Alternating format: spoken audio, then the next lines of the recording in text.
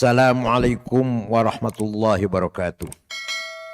Bismillah, alhamdulillah, wassalatu wassalamu ala sayyidina wa maulana wa syafi'ina wa habibina Muhammad Rasulillah wa ala alihi wa sahbihi wa man ittaba'a sunnatahu wa jama'atah min yaumina hadha ila yaumil ba'th wa nahdhah.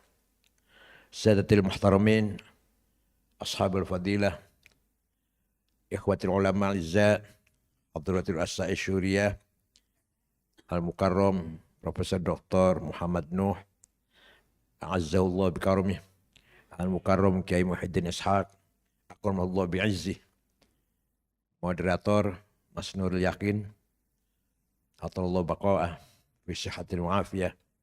Ayul ikhwah, setelah terbunuhnya Sayyidina Husain di Karbala, tahun 63 Hijriah, 10 Asyura, goncanglah dunia Islam. Cucu Rasulullah dibunuh dengan keji. Orang bisa terheran-heran tuh. Cucu Rasulullah. Baru saja Rasulullah kemarin, belum lama-lama amat lah. Dibunuh dengan keji. Badannya diinjak-injak, hancur dengan tanah Karbala. Kepalanya diusung ke Kufah, diarak keliling kota Kufah. Kemudian dibawa ke Suriah, dari Kufah dibawa ke Damaskus. Di kereta dengan istrinya, kakaknya, anaknya. Istrinya Fatimah, kakaknya Zainab, Sayyidah Zainab, anaknya Ali Zainal Abidin, dan kepala. Kalau saya barangkali kepala ayah saya dan saya dari Cirebon ke Jakarta lagi itu. Coba bayangkan. Sampai ke Damaskus, dipajang 3 hari 3 malam. Orang lewat suruh meludahin semuanya atas perintah Yazid.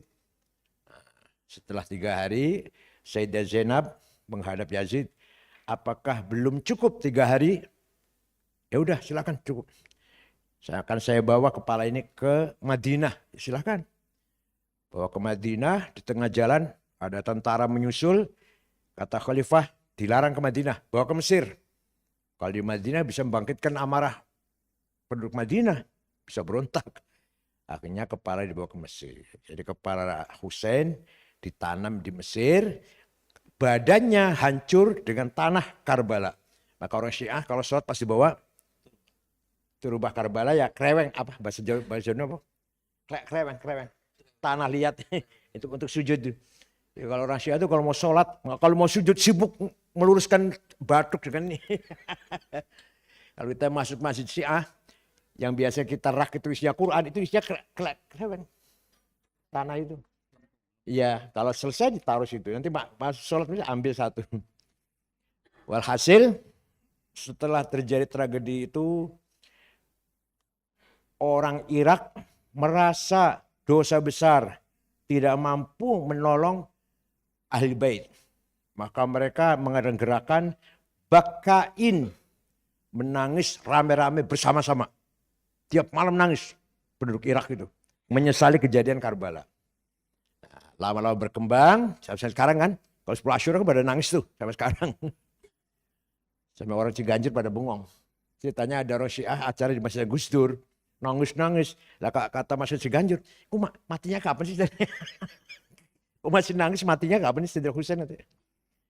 Ya, lama-lama Bani Umayyah semakin merajalela, ya hidup,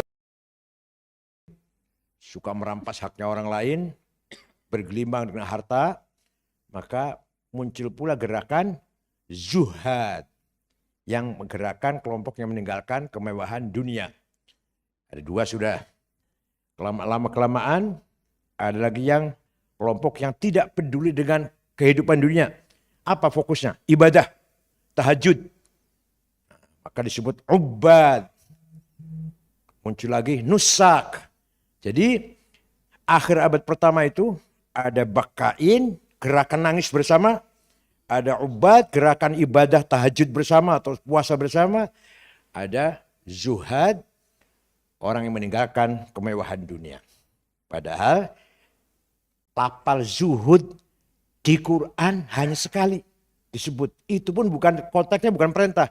Wa kana minaz zahidin.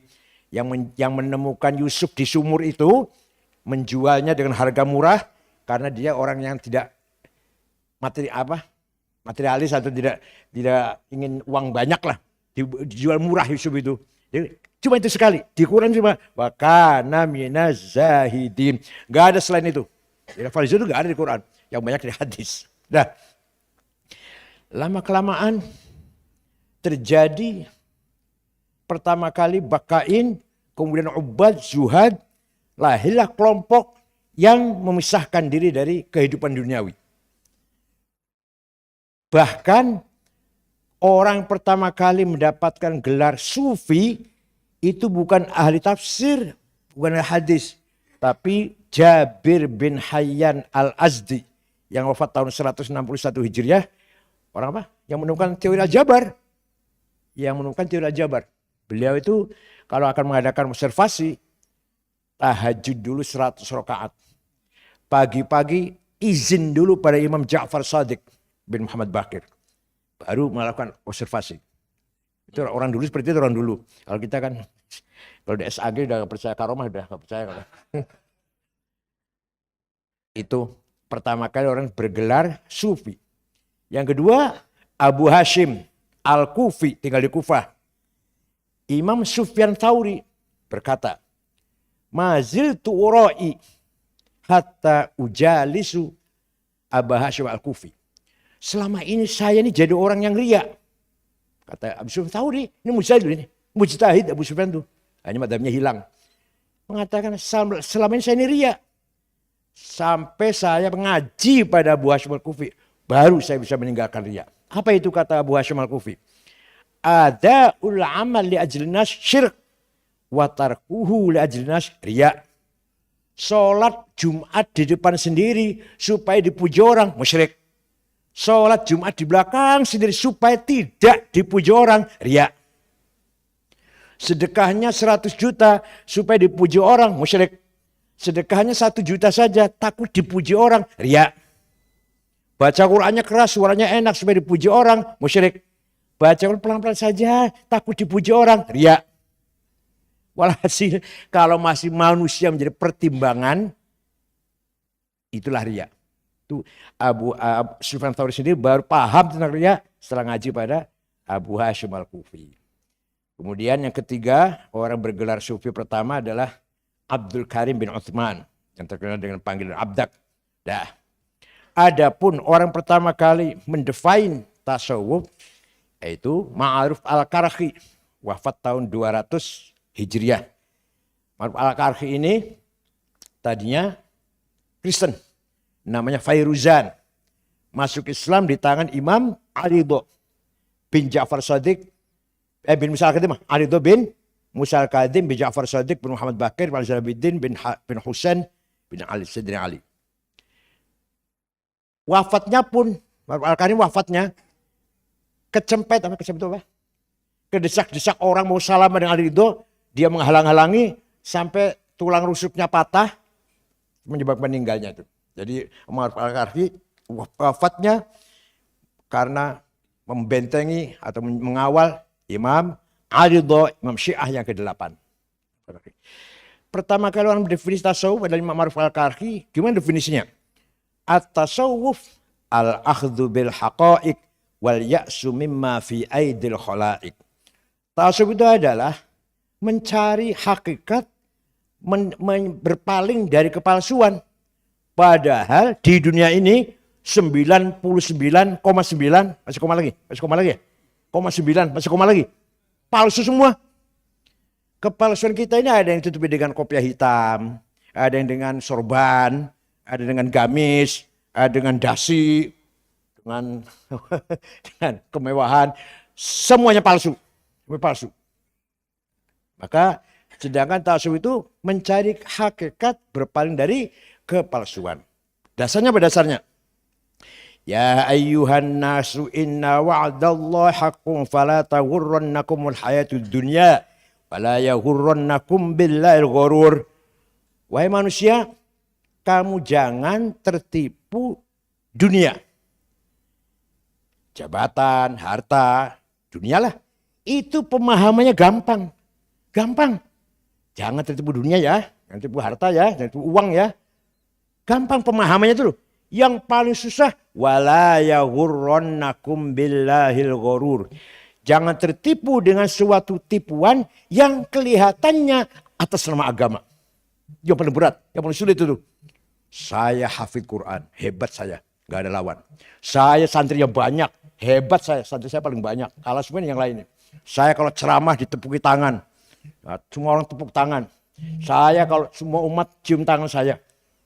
Timbul gurur, membanggakan diri. Itu sudah nol itu. Jatuh itu di depan Allah, nggak ada harganya orang kayak gitu tuh.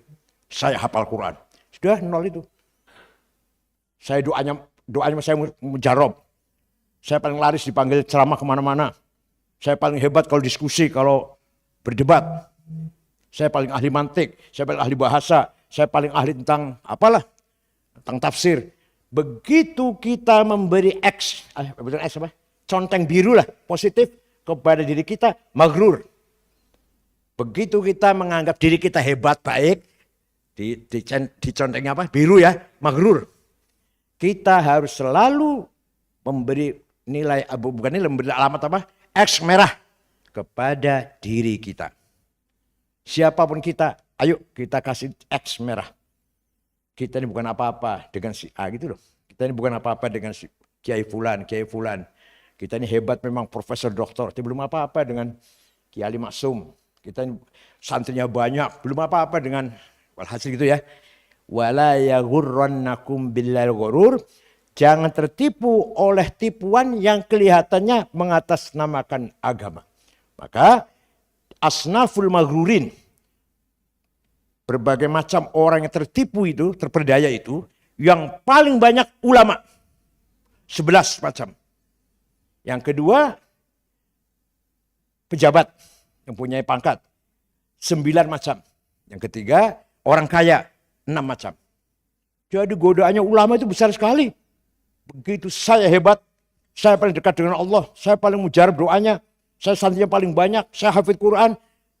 Di depan mata Allah, nol orang itu. Maghrur bi anfusihim, maghruruna bi anfusihim, wala yaghurrannakum billahil ghurur. Apalagi saya ketua umum PBNU, aduh apalagi itu, apalagi. Saya PBNU 2 periode, alah udah, gak ada apa-apanya bagi Allah itu. Nah, itu penjelasan dari Ma'ruf Al-Karahi. Kemudian berkembang definisi dari Dhunnun Al-Misri. Lahir di Mesir, namanya Ibrahim bin Akhmim. Agak maju definisinya. Sufi adalah qaumun atharullaha ala kulli syai' fa atharhumullah ala kulli syai'.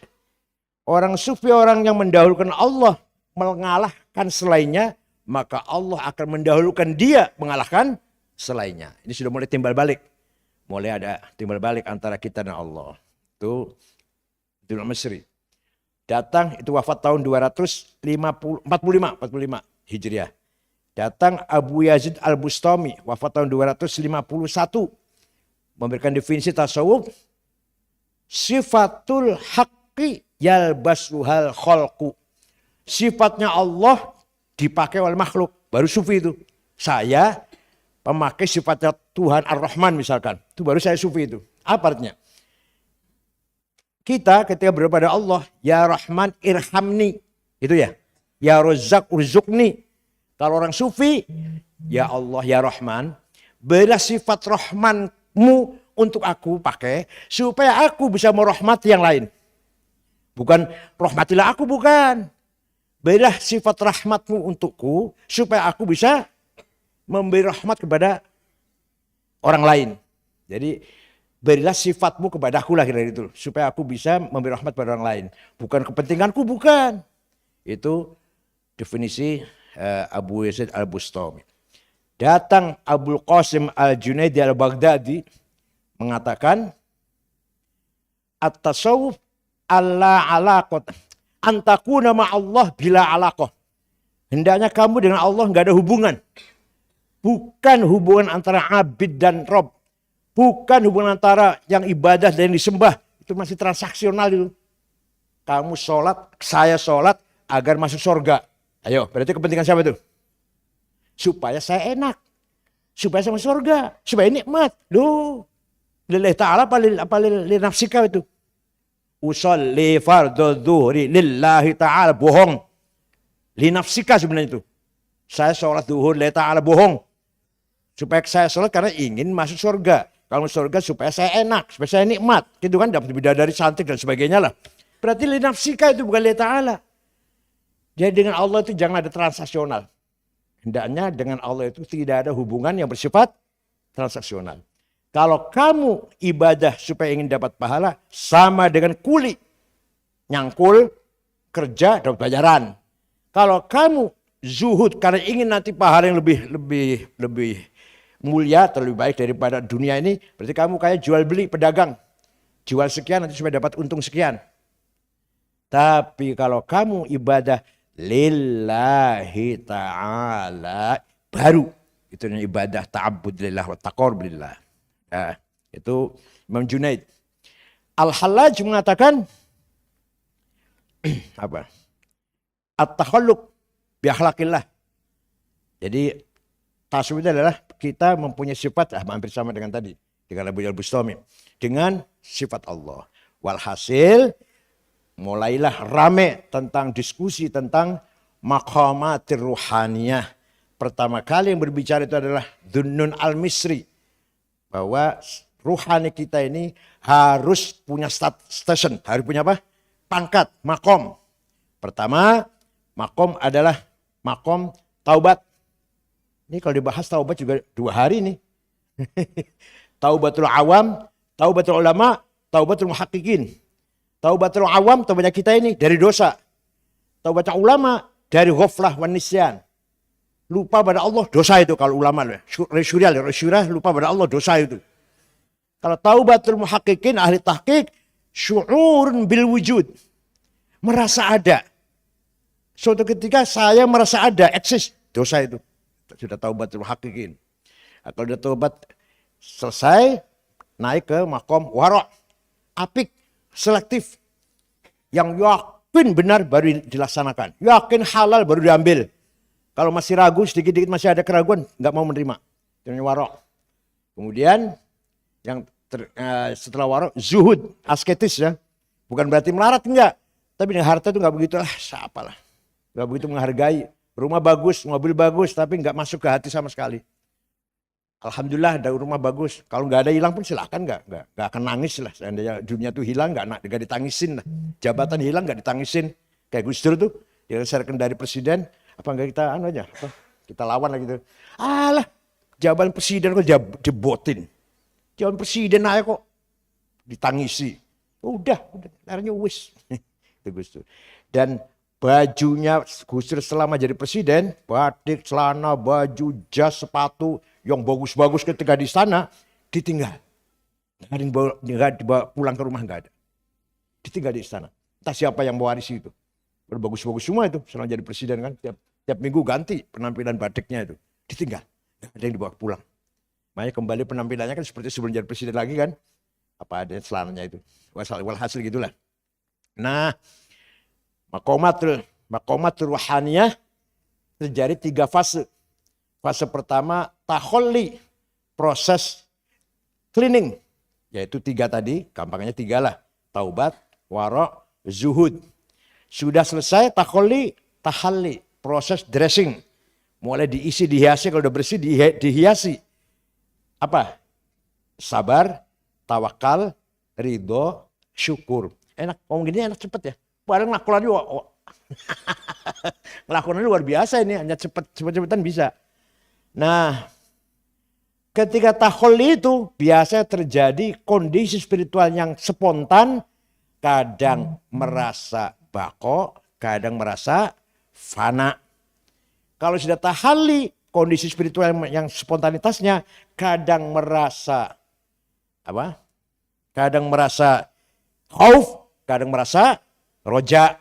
Kadang dengan Allah takut banget, kadang dengan Allah itu optimis banget. Itu kalau lagi tahalli. Dah, muhlikat kita hilangkan dulu. Ektas negatif yang akan menjerumuskan kita. Apa? Takabur, hasud, iri, dengki, suudon, adawah, bagdo. Apalagi? Ya itulah. Itu namanya muhlikat yang bisa menjatuhkan kita ke jurang kecelakaan. Kalau sudah tahalli diisi dengan munjiat yang menyelamatkan kita. Ektas positif. Makanya sabar, tawakal, ridho dan syukur. Sudah selesai dua itu, baru masuk fase yang serius. Tahalli nggak serius itu. Nggak serius enggak. Nggak serius amat gitu loh. Kalau sudah yang ketiga baru serius banget. Namanya apa? Tajalli. Dah. Siap mendengarkan? Siap mendengarkan tajalli? Alhamdulillah. Allah az-zatul mutlaqah al-mujarradah anin nisabi wal idhafat. Allah adalah the absolute one existence without relation. Allah dulu sendirian, sendiri. Wujud al-hadratul ahadiyah. Apa? Al-hadratul ahadiyah. Allah sendiri. Gak ada siapa-siapa. Maka kemudian, ini kata-kata kemudian itu saya ini. Di sana gak ada kemudian. Ketika saya menceritakan sama ente ini, saya ada kemudian gitu kan ya. Saya, di sana gak ada kemudian. Kemudian Allah ingin mengenal dirinya. Sebenarnya saya ini siapa sih ya? Saya ini siapa sebenarnya ini? Kata Allah gitu. Kira-kira ini gampangannya supaya gampang. Saya ini siapa sih ya? Begitu Allah ingin mengenal dirinya, langsung ada dua. Yang mengenal dan yang dikenal. Ternyata begitu Allah ingin mengenal dirinya, muncullah Asmaul Husna. Yang 99 tadi. Proses dari zat Asmaul Husna namanya Al-Faidul Aqdas. The most holy emanation. Faid apa? Faid itu apa? Bahasa bleber, luber. Apa? Limpahan, limpah itu, luber. Yang sangat suci, the most holy ya, emanation. Jadi aku sopo tuh, saya ini siapa ya? Begitu Allah mengendaki saya siapa, langsung muncul Asma'uhul Husna. Mudah-mudahan hafal semua lah, mudah-mudahan hafal semua ini. Masa nggak perlu syuriah? Nah setelah ada Asmaul Husna, namanya Al-Hadratul Wahidiyah. Apa? Kalau tadi Ahadiyah, sekarang Wahidiyah. Ternyata saya ini Al-Khaliq. Kira-kira itu supaya gampang nih. Padahal kata Allah yang nggak gitu, hanya saya menceritakan supaya gampang. Ternyata aku ini Al-Khaliq. Ternyata aku ini Al-Alim. Ternyata aku ini Al-Qadir. Ternyata aku ini apalagi lah. Al-Razik. Begitu Allah mengetahui dirinya Al-Khaliq. Ya pasti ada makhluk dong. Tidak sekali-kali Khaliq ya pasti. Masa namanya Khaliq gak ada makhluknya? Allah namanya Khaliq, pencipta. Masa gak ada yang diciptakan? Allah bernama Razik yang memberi rezeki. Masa gak ada marzuknya? Paham tidak paham ya? Maka begitu ada Asmaul Husna, lahirlah Al-A'yanus Thabitah. Entitas laten. Laten itu apa laten itu? Ma bainal wujud wal adam. Dikatakan ada, belum konkret. Dikatakan tidak ada, sudah ada. Namanya laten namanya. Awas bahaya komunis laten kan gitu ya. Awas bahaya laten komunis. Dari komunis masih ada tapi belum nggak muncul sih. Laten namanya. Al-Thubut. Thabitah itu laten. Pak siapa? Pak Kautsar Azhari nulis di bukunya itu entitas permanen. Salah. Thabitah bukan permanen. Laten. Ma bain wujud wal adam. Ya. Apa itu? Entitas laten. Semua yang ada itu ada di situ, sudah hadir di situ. Tapi belum konkret. Katakan manusia, dari Adam sampai akhir manusia di hari kiamat nanti, dari akhir nanti. Ada semua sudah arwahnya. Nah, kata mubalig, alam arwah. Kata mubalig itu.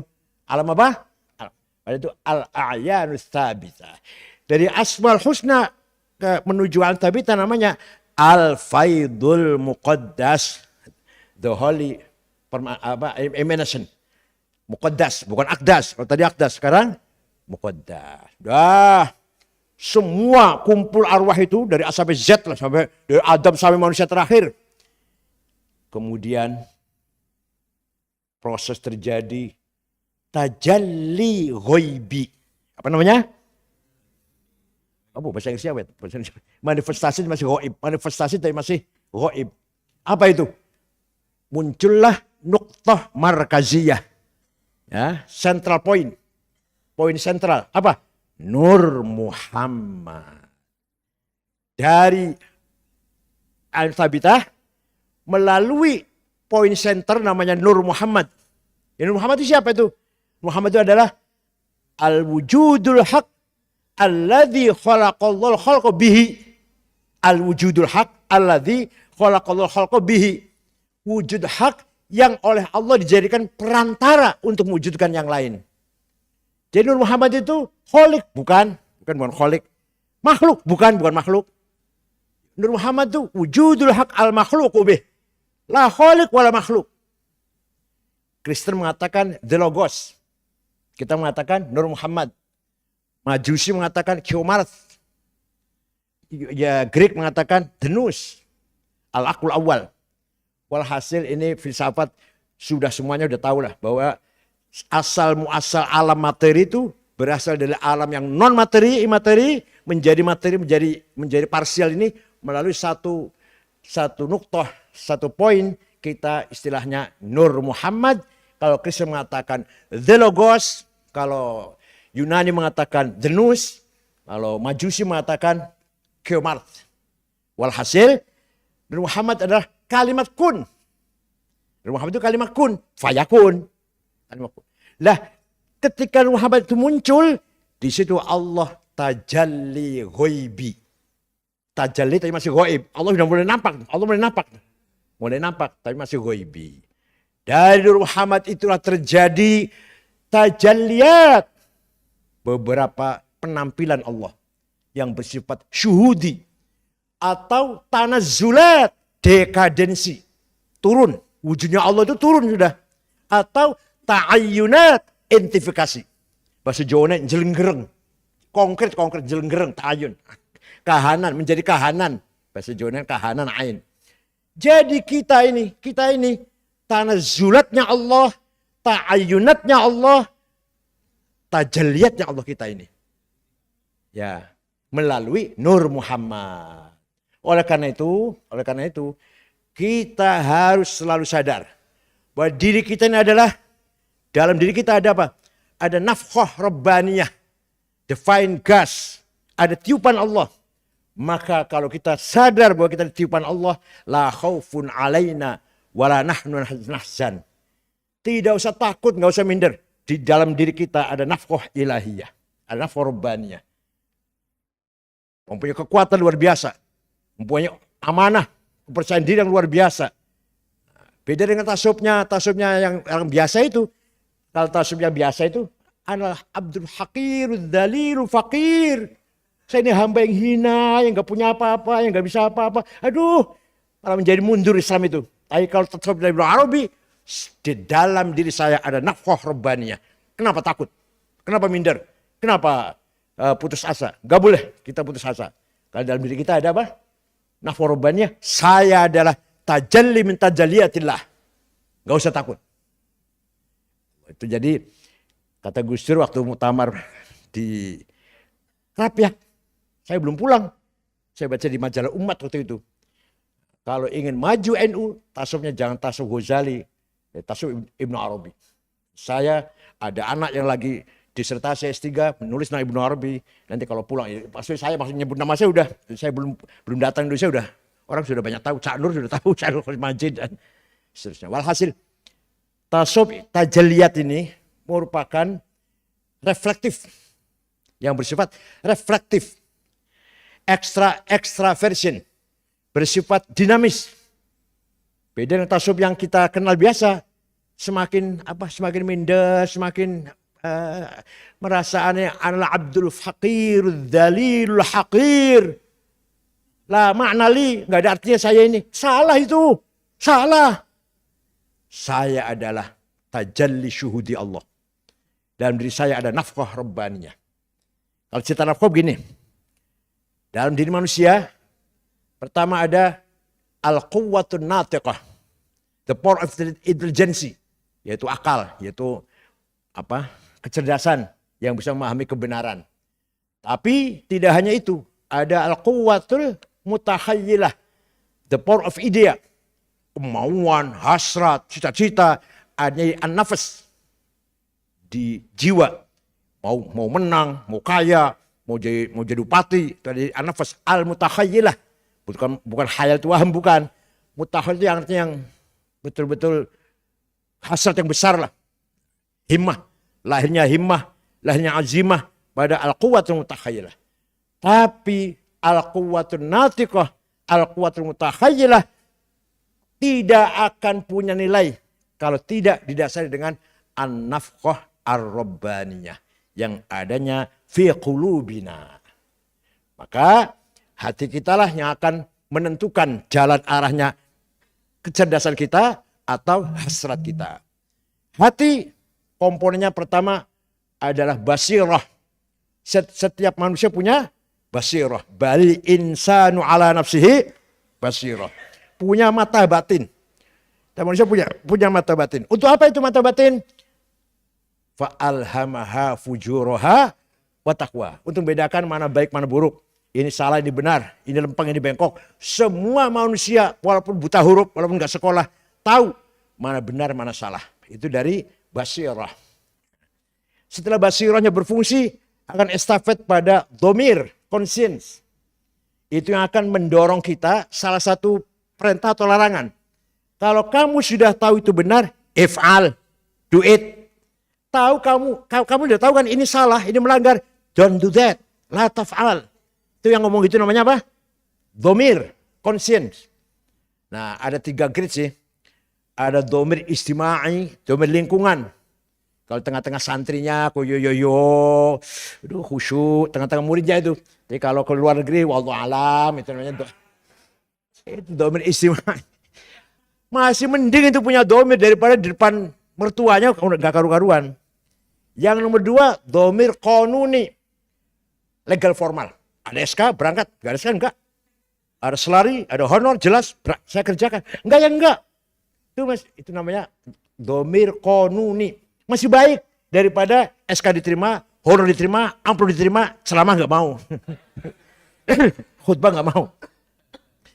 Yang ketiga yang paling tinggi adalah domir dini. Domir yang memberi motivasi kepada kita if'al tapi berdasarkan agama.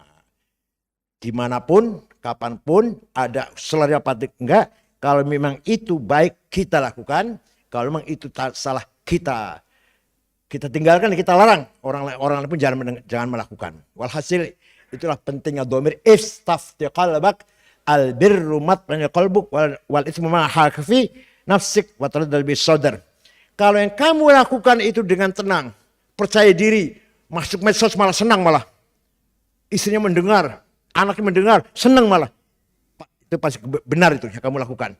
Jadi kalau kamu lakukan itu ragu-ragu, tengok kanan, tengok kiri dulu. Jangan ada yang tahu, istri jangan tahu, anak jangan tahu, santri jangan tahu. Ah itu pasti wal itsmu itu, dosa itu. Hal yang dosa itu. Nah itu namanya domir kita masih hidup itu. Bisa mencegah atau mendorong. Nah, kalau sudah domir itu selesai berfungsi, akan estafet pada chapter of heart, fuad. Fuad itu apa? Nurani lah. Fuad, maka dzabal fuadu ma ra'a. Yang namanya fuad tidak mungkin bohong. Yang bohong itu mulut masih halus, cangkem. Wallahi, saya nggak tahu menau. Tahu. Demi Allah saya ikut campur. Ikut. Saya dapat sedikit sumpah. Banyak. Bukan saya. Ayo. Ma kadzab. Gak bisa bohong fuad itu. Ma kadzabal fuadu ma ra'a. Oleh karena itu nanti di akhirat kalau Allah mengadili makhluk ini bukan satu persatu maju gitu. Bayangkan kita gitu ya. Satu maju diadili gitu. Ya berapa ratus tahun kita akan mengadili diri kita sendiri. Kita sendiri akan tahu nahnu min ashabil yamin atau min ashabil shimal. Dari mana? Dari fuad kita. Wamtazul yawma ayyuhal mujrimun. Kita akan tahu tempat saya di mana. Barisan saya di mana barisan saya ini. Bukan berarti dia diri satu itu diperiksa oleh malaikat itu. Ya lama banget. Karena kita semua dalam diri kita ada fuad, ada hakim yang sangat jujur. Polisi pun ada hakimnya, jaksa ada hakimnya, hakim pun ada hakimnya. Begitu hakim itu melenceng, hakimnya dalam dirinya itu akan menegur dia. Saya salah. Hakim memutuskan sesuatu dengan salah karena disuap atau apa, hatinya akan nangis sebenarnya, akan menegur, kamu salah. Sekali, 2 kali, 3 kali, 20 kali, pelan-pelan, kamu salah. Dalam hatinya itu, kamu salah. Terus-terusan, hilang sudah suaranya. Nanti suaranya akan keras lagi kalau sudah indat taghorghoril arruh. Kalau dia mau sekarat mati, baru. Ya Allah, ya saya banyak dosa, banyak salah, Allah, beri kesempatan saya untuk tobat. Atau enggak usah itu, naik pesawat, oleng. Ayo, Masya Allah, saya akan tobat Tuhan, saya banyak sekali dosanya. Baru itu. Suara domir, suara fuad keras lagi itu. Setelah selamat.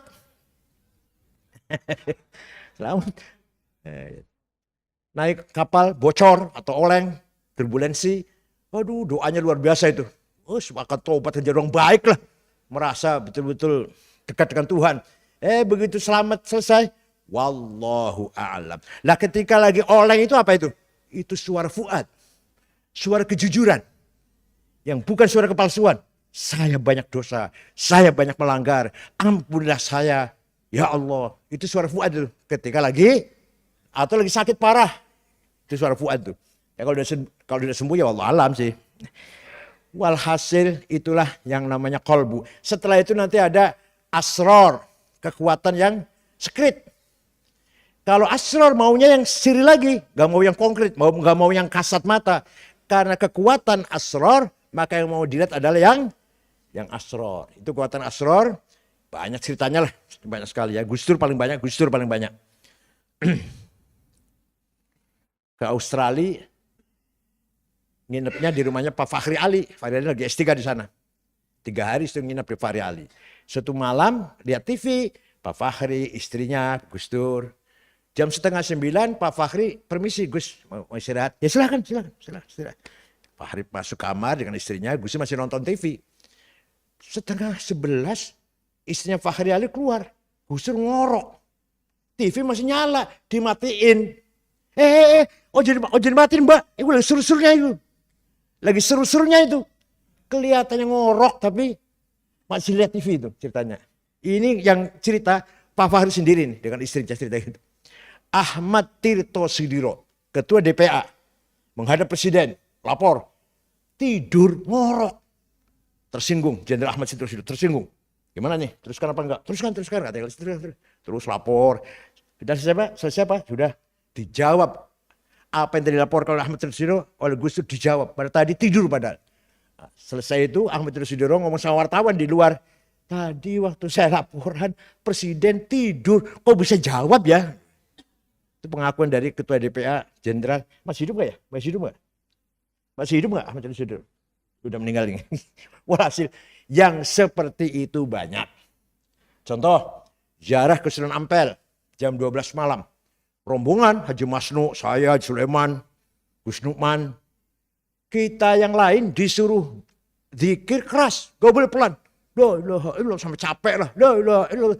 Gusnya diam saja. Selesai ziarah ngeten Kang Said. Tadi Sunan Ampel ngendikan ngeten. Tadi Sunan Ampel berkata begini. Coba itu kekuatan asror. Ya banyak kalau mau cerita itu banyak sekali. Syekh Wasil An-Nisaburi yang di Kediri itu punya cerita seperti itu. Syekh Subakir, Ahmad Subakir punya cerita seperti itu. Dan wali-wali yang lain juga banyak. Nah, setelah asror namanya kekuatan latifah, lataif. Dulu ayah saya ketika ngajar memberi makna latifah paling sulit. Barang lembut, barang halus. Sekarang kita mengartikan lebih gampang. Software. Gampang kan? Latifah itu software. Kekuatan soft yang bisa menangkap Lauh Mahfud. Bisa menangkap ilmu law wal qalam. Itu software. Contoh, Sayyidina Umar dapat surat dari gubernur Mesir. Ya Amirul Mukminin, Sungai Nil surut. Dulu sebelum Islam, kalau Sungai Nil surut, pertanda dia minta tumbal. Tumbalnya gadis cantik, dikasih perhiasan lengkap, dibuang ke sungai, nanti air datang, si gadis ditelan air. Sekarang sudah Islam bagaimana? Sayyidina Umar ambil kertas, ambil pulpen kepada saudara Sungai Nil. Kalau kamu mengalirkan air karena Allah, mengalirlah, kami butuh kamu, butuh airmu. Tapi kalau kamu ngalir karena ingin perempuan cantik, gak usah ngalir, kami gak butuh kamu. Dilempar ya sana ya, bawa ke Mesir, dilempar ya. Dilempar bawa ke Mesir. Sampai sekarang gak pernah surut. Ada dalam sejarah. Bukan karangan saya, bukan, ada dalam tarikh itu. Jadi Sungai Nil sejak itu sampai sekarang gak pernah surut. Berkat karomahnya, suratnya Sayyidina Umar Ibn Khattab. Banyak lagi lah cerita gitu, banyak lagi. Atau perang Badar. Sudah pedang habis, senjata habis. Masih ada satu yang belum kebagian pedang. Siapa namanya? Ukasyah bin Muhsin al-Usdi. Apa ya? Gak ada golok, gak ada ketepel, gak ada habis. Rasulullah ngambil pelapahnya korma. Nih, mana sana? Itu nanti Ukasyah dengan pelapah korma bisa membunuh beberapa orang Quraisy, orang kafir. Maka terkenal Ukasyah itu kan sakti ya, sakti. Doa Ukasyah. Ya banyaklah kita semua tahu lah dalam kitab cerita seperti itu. Itu adalah kekuatan lataif atau latifah. Itu sekilas seperti itu tasawuf itu. Jadi kita mari memahami tasawuf bukan identik dengan kekumuhan, dengan kemunduran, dengan keterbelakangan. Bukan. Nah, ini. Musibahnya tarekat. Terus terang saja. Tarekat ini akibatnya negatif. Kalau secara ilmiah lu ya. Tasawufnya menjadi jelek karena anggotanya coba lihat tuh. Lihat ahli tarekat itu kumuh-kumuh, tukang sampah, tukang beca, juhala yang ikut tarekat itu. Orangnya juga akan rusak. Pengikut tarekat akan rusak juga. Masih bodoh sudah diajari usul, ma'rifat. Oh, nanti ngobrolnya Masya Allah. Tadi malam saya jumpa Rasulullah. Nanti ngobrol gitu nanti. Tadi malam saya jumpa Rasulullah SAW. Terus begini-begini. Nah itu rusak itu. Walhasil sebenarnya tarekat adalah madrasah. Madrasah ruhaniyah. Yang masuk madrasah itu sebenarnya harus diseleksi. Harus yang sudah makomnya. Sudah selesai syariatnya. Sudah selesai dengan dirinya lah. Baru masuk tarekat. Nah orang awam masuk tarekat. Tasawufnya menjadi rusak karena pengikut tasawuf adalah juhala. Dia yang orang ini juga rusak karena sudah menganggap mendapatkan makom. Hampir wali lah sudah, merasa hampir wali tarekat itu. Ini kan bahaya juga. Ini sebuah kritik pada tarekat. Tapi kalau tarekatnya betul-betul madrasatir ruh, madrasah ruhaniyah, ya baik, monggo. Tapi kalau tarekatnya asal-asalan, yang penting anggotanya banyak, tidak seleksi sama sekali, tidak selektif sama sekali, malah membahayakan semuanya. Walhasil, tasawuf merupakan kekuatan spiritual. Saurah ruhaniyah, revolusi spiritual tasawuf itu. Gak sembarangan. Revolusi spiritual tasawuf itu. Dengan melakukan latihan-latihan, mujahadah, banting tulang, membanting dirinya sendiri, hilangkan semuanya kesombongan, egois, ananiyah, buang semuanya. Insya Allah kita akan masuk ke dalam wilayah maqamatil arifin. Dan yang heran, Ibnu Sina yang begitu terkenal dokter filosof, akhir umurnya menulis maqamatul arifin. Imam Ghazali, fikih, al-wajiz, al-wasit, al-basit. Karangannya, usul fikih, al-mustasfa, al-mankhul, al-qiyas, ilmu kalam, al-iqtisad, fil-i'tiqad, Hijabul amal fi ilmil kalam, akhlak, mizanul amal, adabud dunya wad din dan sebagainya lah. Bidatul hidayah, minhajul abidin. Terakhir dia menjadi rektor kan, dia menjadi rektor sudah 2 tahun jadi rektor An-Nizamiyah. Baru sadar setiap hari ini umur saya semakin mendekatkan saya kepada Allah apa tidak?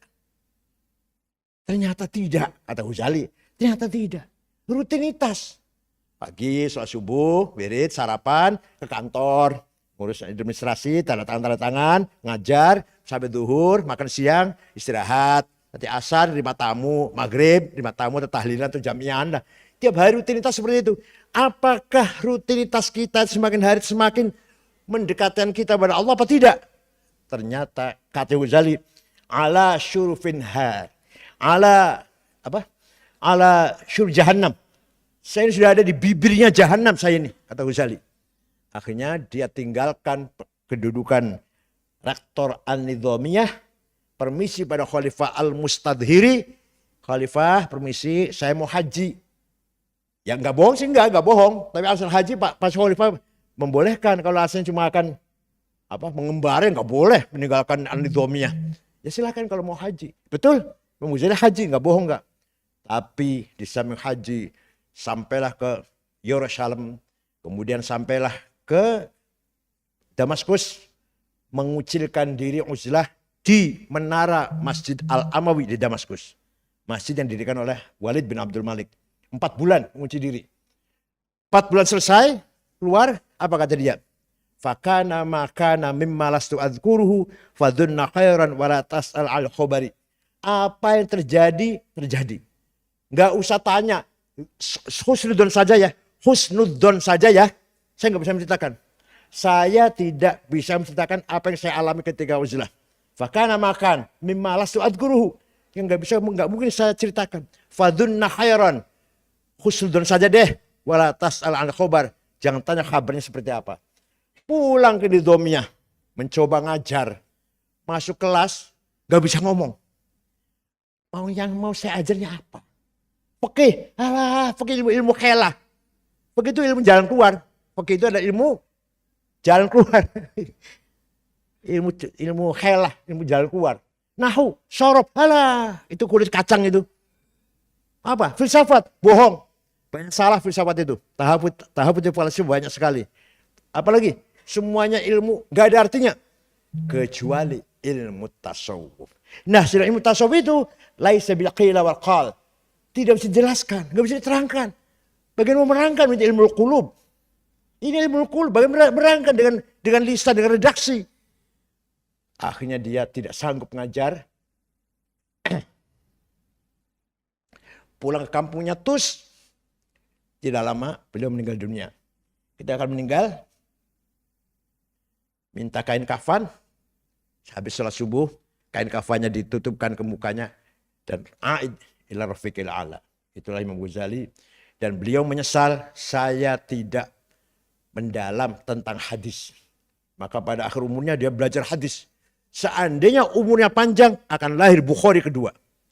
Sayang tidak panjang. Umur 55 wafat beliau. Itulah khazanah turas. Turas apa? Perbendaraan khazanah peradaban Islam. Ada orang semacam Ghazali, ada semacam Ibnu Arabi, ada semacam Asy'ari, Maturidi dan seterusnya.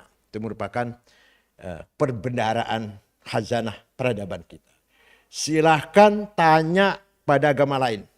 Bukan menghina, bukan. Silahkan tanya ke gereja. Pendeta, Romo, di sini kalau baca Bible ada tajwidnya enggak ya? Ada enggak idgham, idhar, iqlab, ikhfa, qalqalah, matobi'i, mad lazim? Enggak ada. Hanya di Islam ada ilmu tajwid. Silakan tanya pada Romo di gereja. Di sini kalau menerima berita ada metode enggak menyaring berita? Ini sahih, ini hasan, ini dhaif. Enggak ada. Di kita hadis ada sahih, syaratnya ada 4. Antara guru dan murid mutasil.